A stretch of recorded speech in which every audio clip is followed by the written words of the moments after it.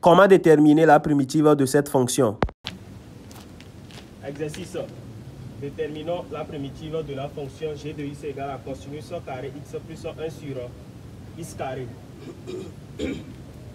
Pour déterminer la primitive de cette fonction, premièrement, comme il y a cosinus carré x, on essaie de linéariser ça d'abord. Donc on va linéariser la fonction cosinus d'abord. Donc on vient ici, on fait astérisque. Linéarisation.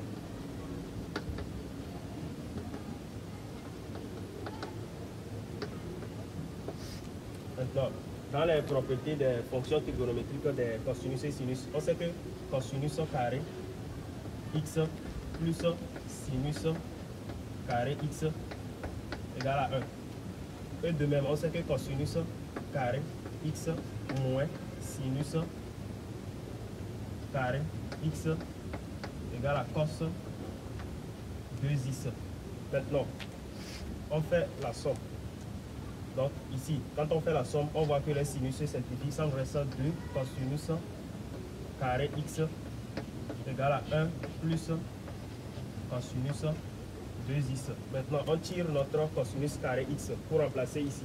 Donc quand on tire, on a cosinus carré x égale à quoi? Égale à 1 demi plus 1 demi de quoi? De cosinus 2x. Maintenant, on vient pour remplacer ça ici. Donc, ce qui revient à écrire que quoi? G de x égale à quoi? Égale à 1 demi plus 1 demi de cosinus 2x plus 1 sur x carré. Maintenant, on fait la primitive de la fonction. Donc, ce qui revient à écrire que quoi? Grand G de x. Ici, la primitive de 1 demi de x, ça fait quoi? Ça fait 1 demi de x. La primitive de 1 demi, ça fait 1 demi de x. Maintenant, la primitive de cosinus.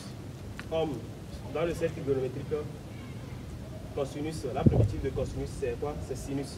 Donc, primitive de cette fonction cosinus 2i, ça fait quoi? Ça fait plus 1 quart de sinus 2i.